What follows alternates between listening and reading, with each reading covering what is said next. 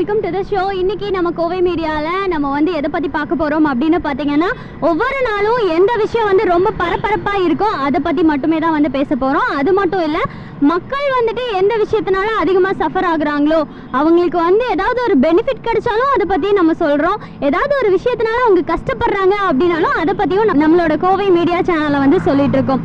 So அந்த வகையில பாத்துட்டீங்க அப்படின்னா, நேத்து பெட்ரோல் டீசல் ரேட் வந்து ஜாஸ்தி பண்ணியிருக்காங்க. அதாவது பிப்ரவரி 2ஆம் தேதி பெட்ரோல் டீசல் ரேட் வந்து ஜாஸ்தி பண்ணியிருக்காங்க. பெட்ரோல் பார்த்தீங்க அப்படின்னா 4 ரூபீஸ் வரைக்கும் அதிகம் பண்ணியிருக்காங்க. டீசல் வந்துட்டு 2.50, அதாவது ₹2.50 வரைக்கும் அதிகம் பண்ணியிருக்காங்க. ஸோ இதனால ஆட்டோ டிரைவர்ஸ்லேருந்து, லாரி டிரைவர்ஸ்லேருந்து, இது கூட இல்லை, 2 வீலர் ஓட்டுறவங்க ஒவ்வொருத்தர்கிட்டையும் கண்டிப்பாக 2 வீலர் இருக்கும், அவங்க கூட வந்து சஃபர் ஆயிருக்காங்க. ஸோ இதை பற்றி பப்ளிக்லாம் அவங்க எந்த அளவுக்கு சஃபர் ஆயிருக்காங்க, ஸோ இதுக்கான சொல்யூஷன் என்ன, ஸோ இதை பற்றி மக்கள் எல்லாரும் என்ன நினைக்கிறாங்க, அவங்க என்ன சொல்ல விரும்புகிறாங்க அப்படின்றத தான் இன்னைக்கு வந்து பார்க்க போகிறோம். வாங்க பார்க்கலாம். உங்கள் பேர்? என் பேர் எடிசனுங்க. நான் ஒரு 35 வருஷமாக இந்த கோயம்புத்தூர் ஆட்டோ ரிக்ஷா ஓட்டிகிட்டு வரேங்க. நான் வந்து ஆட்டோ ரிக்ஷா ஓட்டிகிட்டு வரும்போது 83வது வருஷத்தில் ₹7.50 கொடுத்தேன். 1 லிட்டர் பெட்ரோலும் 100 டீசலும் அடிப்பாங்க. அப்போ வந்து எங்களுக்கு வந்து ₹2 மினிமம் கொடுத்துருந்தாங்க. அப்போ நாங்கள் குறைந்த கட்டணத்துக்கு வாடகை ஓட்டிகிட்டு இருந்தோம். அப்போ வாழ்க்கை நல்லா இருந்துச்சு. இப்போ ஒவ்வொரு மாதமும் ஒவ்வொரு வருஷமும் ஒவ்வொரு ஆட்சியும் வந்தால் பெட்ரோல்லையும் டீசல்லையும் தான் கை வைக்கிறாங்க. அப்படியே ஒவ்வொருத்தரும் ஏற்றி ஏற்றி ஏற்றி இன்றைக்கி வந்து டீசல் வந்து ₹80 வந்துடுச்சு, பெட்ரோலு 80 தாண்டிடுச்சு. அன்னைக்கு வந்து எங்களுக்கு மினிமம் ₹2 கொடுத்துருந்தாங்க. இன்றைக்கி அப்போ பெட்ரோல் வந்து பெட்ரோலும் ஆயிலும் ₹7.50. இன்றைக்கி வந்து பெட்ரோலும் ஆயிலும் அடித்தா ₹87 இப்போ ஆகுது. வந்து ஒரு தொழில் செஞ்சுட்டு போய் குழந்தைகளை படிக்க வைக்க முடியறது. நாங்கள் வந்து வட்டிக்கு வாங்கி சம்பாதிக்கிறது எல்லாம் வட்டியாக கொடுத்துட்டு 2 நேரம் சாப்பிட்றது 1 நேரமாக குறைச்சி, குழந்தைகளுக்கு எந்த தீனியும் இல்லாமல் வெறும் சாப்பாடையே கொடுத்து வளர்த்திட்ருக்கோம். அவங்களுக்கு போதிய சத்து ஆகாரம் வாங்கி கொடுக்கறதுக்கு வசதி இல்லை, வருமானம் இல்லை.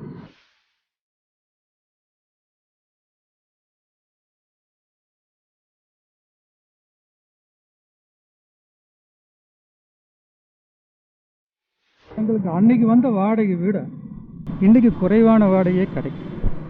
இந்த குறைவான வாடகையில் வந்து வாழ்க்கை நடத்த முடியாமல், எங்களுக்கு வாழ்க்கைக்கு தேவையான வருமானம் இல்லாமல் ரொம்ப கஷ்டப்படும். எந்த அரசாங்கம் வந்தாலும் டீசல் பெட்ரோலில் தான் கை வைக்கிறாங்க. எல்லாமே விலையேறுது. எல்லாம் விலையேறும்போது பாதிக்கப்படுறதாருன்னா பாதிக்கப்பட்ட ஏழை மக்கள் தான், அன்றாடு உழைக்கிறவங்க தான், அவங்க தான் பாதிக்கப்படுறாங்க. அதே நேரத்தில் பொது ஆட்டோ ஸ்டாண்டுக்கு தனியார் கையில் இருக்கக்கூடாது. ஆட்டோ ஸ்டாண்டு அரசு ஆட்டோ ஸ்டாண்டு, ரயில்வே ஸ்டேஷன் யார் வேணாலும் நிறுத்து, லைன் அடிப்படையில் போய்க்கும். பஸ் ஸ்டாண்ட்னா பஸ் ஸ்டாண்ட் லைனாக நிறுத்திட்டு லைனாக போய், அதே மாதிரி பொது இடங்கள் ஆட்டோ ஸ்டாண்ட் மூளைக்கு மூளை ஆட்டோ ஸ்டாண்ட் இஷ்டத்துக்கு வாடகை கேட்க வேண்டிய சூழ்நிலையில் இருக்குது. இதெல்லாம் மாறணும்னா பொது ஆட்டோ ஸ்டாண்டு கொடுத்து ஒரு நியாயமான மீட்டர் கொடுத்து மீட்டர் போட்டு ஓட்ட சொன்னால் எல்லோரும் ஓட்டுவாங்க, எல்லாத்துக்கும் தேவையும் கிடைக்கும். மாதிரி சலுகைகள் செஞ்சு பொதுமக்களும் பயனடையணும், நாங்களும் பயனடையணும். பொதுமக்கள் எங்கள் நண்பர்கள்ங்கிற மாதிரி நாங்கள் செய்யணும்னா ஒரு நியாயமான ரேட்டு வேணும். அதே நேரத்தில் எங்கே வேணாலும் நிறுத்தலாம், எங்கே வேணாலும் எடுக்கலாம். அந்த மாதிரி ஒரு சூழ்நிலை வரணும். சரிங்க, நன்றி, தேங்க்யூ. வணக்கம், உங்கள் பேர்? முருகேசன். நான் வந்து பதிவு பெற்ற மதிப்பீட்டாளர். ஓகே சார், நீங்கள் வந்து 2 வீலர் வச்சுருக்கீங்களா இல்லை 4 வீலர்? வந்து 2 வீலர் வச்சுருக்கேன், அப்புறம் வந்து 4 வீலர் வந்து கார் வச்சுருக்கேன். ஆமாம். ஸோ இப்போ வந்து ஒரே நாள், அதாவது நேற்று வந்து பெட்ரோல் டீசல் ரேட் வந்து அதிகம் பண்ணியிருக்காங்க. இதை பற்றி நீங்கள் என்ன நினைக்கிறீங்க? எவ்வளோ பண்ணியிருக்காங்கன்னு உங்களுக்கு தெரியுங்களா? பெட்ரோலுக்கு ₹4 பண்ண மாதிரி பார்த்தேன், டீசலுக்கு வந்து ₹2.50 பண்ண மாதிரி பார்த்தேன். இது வந்து எப்படின்னா, பெட்ரோல் டீசல் ப்ரைஸுங்கிறது அதனுடைய பேசிக் ப்ரைஸ் ஃபிக்ஸ் பண்ணுறதே அந்த க்ரூட் ஆயில் வந்து நம்ம இம்போர்ட் பண்ணி அதை ப்ராசஸ் பண்ணி அதுக்கு வர்ற cost of production, cost of expenses, இதை பேஸ் பண்ணி தான் ஆயில் கம்பெனிஸ் வந்து அந்த ரேட்டை ஃபிக்ஸ் பண்ணணும். அப்படி ஃபிக்ஸ் பண்ணும்போது அந்த க்ரூட் ஆயில்லாம் பார்த்தீங்கன்னா ஒரு 4-5 மாதத்துக்கு 6 மாதத்துக்கு முன்னாடி எல்லாம் ரொம்ப கம்மியாக இருந்தது. இப்போ எப்படி சடனாக இன்க்ரீஸ் ஆச்சு? அந்த பிரேக்கப்பு ஆர்டிஐ ஆக்ட் படி போட்டால் அவங்க வந்து அந்த டீட்டெயில்ஸ் கொடுக்க முடியுமா? What is the production cost, what is the tax, என்ன ஏதுங்கிற பப்ளிக் இப்போ ஓப்பனா கொடுத்தா பப்ளிக் தெரிஞ்சுக்குவாங்க. ஓவரால் ரேட் அப்படின்னு ஒரு ரேட் நீங்க நீங்க நீங்க என்ன சொல்றீங்க? சரி சரி ரெண்டு பேரும் சண்டை போடாதீங்க அப்படிங்கிறது தெரியணும் பப்ளிக்ஸ்க்கு. நீங்க பாட்டுக்கு ரேட் இன்க்ரீஸ் பண்ணிட்டே போறீங்க. ரேட் வந்து இன்க்ரீஸ் பண்ணுங்க, தப்பு இல்ல. வாங்குற ரேட் என்ன, what is the import duty, அதுக்கு ப்ராசஸ் பண்ற காஸ்ட் என்ன, அதர் எக்ஸ்பென்சஸ் என்ன, அது transport cost to the public. அந்த எண்ட் யூசர் வந்து பப்ளிக் தான். அந்த எண்ட் யூசர் வந்து பப்ளிக் தான். வரும்போது கன்சியூமர், பப்ளிக் ஆர் கன்சியூமர், அவங்க கிட்ட வரும்போது என்ன காஸ்ட் ஆகுது, what is the cost of production, cost of till the end user, அது என்னங்கிறது நீங்க டிரான்ஸ்பரண்டா கொடுங்க. சோ ஓகே, இந்த மாதிரி டிரான்ஸ்பரண்டா வந்து நீங்க கேக்குறீங்க. இதனால பப்ளிக் வந்து எவ்வளவு சஃபர் ஆயிருக்காங்க அப்படி நீங்க சொல்லுங்க. ஆகுது எப்படின்னா, பப்ளிக்ஸ்க்கு வந்து சஃபர் ஆகுங்கிறது எப்படி சொல்ல வரோம்னா, சடனா வந்து இவ்வளவு இன்க்ரீஸ் ஆகும்போது கண்டிப்பா இன்னைக்கு இருக்கிற கொரோனா பீரியட்ல எல்லாத்துக்குமே இன்கம் வந்து ரொம்ப கம்மியாயிடுச்சு ஆச்சுங்களா. கவர்மெண்ட்டே வந்து கடன் வாங்கி தான் வந்து கொடுக்குது. அப்போ வந்து கவர்மெண்ட் கிட்ட வந்து இருக்கிற பணம் வந்து கம்ப்ளீட்டாக பப்ளிக்ஸ் கொடுத்துருச்சு. அப்போ வந்து பப்ளிக்ஸுக்கும் வேற இன்ஃப்ராஸ்ட்ரக்சர் டெவலப்மெண்ட்ஸ்க்கெல்லாம் கொடுக்குது. ஸோ அப்படிங்கும்போது இன்னைக்கு இருக்கிற ஒரு சிச்சுவேஷனில் கொரோனா பீரியடில் இண்டிவிஜுவல் பப்ளிக்னுடைய ஏர்னிங் கெப்பாசிட்டி, ஏர்னிங் வந்து கம்மியாயிடுச்சு. அப்போ இது வந்து அடிஷ்னல் எக்ஸ்பென்சஸ். அவன் வந்து இன்னைக்கு வீட்டில் இருந்துட்டு எந்த தொழிலும் பண்ண முடியாது. இன்னைக்கு மினிமம் ஒரு 2 வீலர் இருந்தால் தான் ஒரு கம்பெனிக்கோ ஒரு ஆஃபீஸ்க்கோ போகிறாங்க வர்றாங்க. அப்போ அவனுக்கு இது கன்சம்ஷன் ஆஃப் பெட்ரோல் டீசலுங்கிறது அவனுக்கு வந்து ஓவர் பர்டன். இது வந்து ரொம்பவே ஓவர் பர்டன். அதுக்கு கவர்மெண்ட் என்ன சொல்லணும், டிரான்ஸ்பரண்டாக கொடுக்கணும். பாருங்கள், எங்களுக்கு காஸ்ட் ஆஃப் இம்போர்ட் இது, அதுக்கு ப்ராசஸ் பண்ணுற காஸ்ட்டு, இந்த விலை தான் எங்களுக்கு டீசல் நிர்ணயம் பண்ணி டிரான்ஸ்பரண்டாக கொடுக்கணும் பப்ளிக்கில். இப்போ அதாவது ஒவ்வொரு கவர்மெண்ட்டும் ஒவ்வொரு இண்டிவிஜுவல் கார்பரேட் கம்பெனியும் வந்து ஷேர்ஸை வந்து வெளியே விடுது. டோட்டல் அதாவது ஆனுவல் பட்ஜெட்டில் வந்து இவ்வளோ செலவாகுது, இவ்வளோ வரவாகுதுன்னு கவர்மெண்ட்டே சொல்லுது. அப்படிங்கும்போது இது வந்து ஒரு டிரான்ஸ்பரண்டியாக கொடுத்தா பப்ளிக் தெரிஞ்சிருமில்ல. இப்போ நல்ல கருத்து இல்லை, இது வந்து இட் இஸ் நம்ம வந்து சாப்பிட்றோமோ இல்லையோ ஒரு இடத்துக்கு போய் வேலை செஞ்சு தான் சம்பாதிக்கணும். அப்போ வந்து நமக்கு டீசல் பெட்ரோல் பிரைஸுங்கிறது ரொம்ப ரொம்ப ரொம்ப ரொம்ப ஹெவி பர்டன் ஆச்சுங்களா. அதனால் இதை வந்து கவர்மெண்ட் வந்து இதை வந்து ப்ராப்பராக அதுக்கு உண்டான வந்து ஆதாரங்களோட இந்த ரேட் இன்க்ரீஸ் பண்ணணும். அந்த ஆதாரங்களை வந்து வெளியிடணும். ஒரு நியூஸ் பேப்பரில் கவர்மெண்ட்டே ஒரு நியூஸ் பேப்பர் அடித்து வெளியிடணும். அது போக இன்னைக்கு மக்களுக்கு என்ன அடிப்படை தேவை, அதில் வந்து காஸ்ட் கம்மி பண்ணிட்டு இந்த கொரோனா நார்மலைஸ் ஆகும்போது இந்த ரேட் இன்க்ரீஸ் பண்ணால் எல்லாத்துக்கும் கொஞ்சம் வருமானம் வரும், யாருக்கும் வந்து ஒரு சிரமம் தெரியாது. இந்த நேரத்தில் இந்த ரேட்டை ஏற்றுறது தவறு, என்னுடைய ஒப்பீனியன் படி தவறு. Okay sir, thank you so much. Hi, உங்கள் பேர்? நந்தினி. கவிதா. ஓகே கவிதா, நீங்கள் வந்து 2 வீலர் வச்சுருக்கீங்களா நந்தினி மேம்? 2 வீலர். இப்போ நேற்று வந்து பெட்ரோல் டீசல் ரேட் வந்து அதிகம் பண்ணியிருக்காங்க, எவ்வளோன்னு தெரியுமா? 4 rupees இந்த மாதிரி. பெட்ரோலுக்கு வந்து 4 rupees, டீசலுக்கு வந்து 2 ரூபா 50 பைசா ஏற்றிருக்காங்க.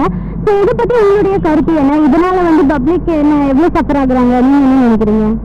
உண்மையாகவே அது ரொம்பவுமே சஃபர் ஆகக்கூடிய விஷயம் தான். ஏன்னா ஒரு சின்ன விஷயத்துல இருந்தே எல்லாமே இன்க்ரீஸ் ஆகிறதுக்கு நிறைய வாய்ப்பு இருக்கு. இப்போ லாரி அந்த பேசிஸ்ல தான் நம்ம டிரான்ஸ்போர்ட் அதிகமாக நடக்குது.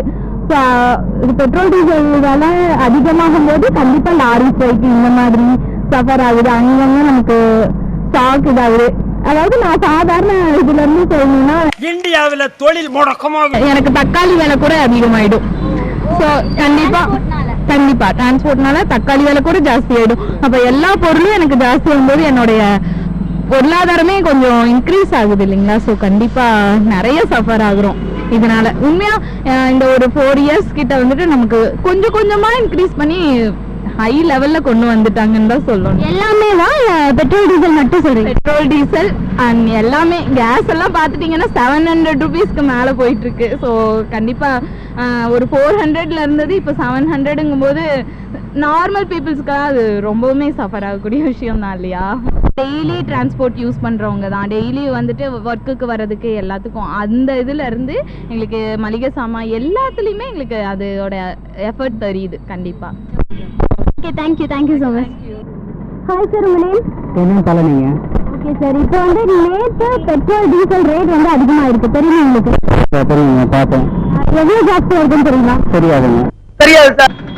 இப்போ பெட்ரோலுக்கு வந்து 4 ரூபாய் ஜாஸ்தியாக இருக்கு, டீசலுக்கு வந்துட்டு 2 ரூபாய் 50 பைசா ஜாஸ்தியாக இருக்கு. இதை பற்றி உங்களுடைய கருத்து என்ன? உங்ககிட்ட 2 வீலர் 4 வீலர் இருக்குங்க. 2 வீலர் இருக்குது. நான் வியாபாரி தான்.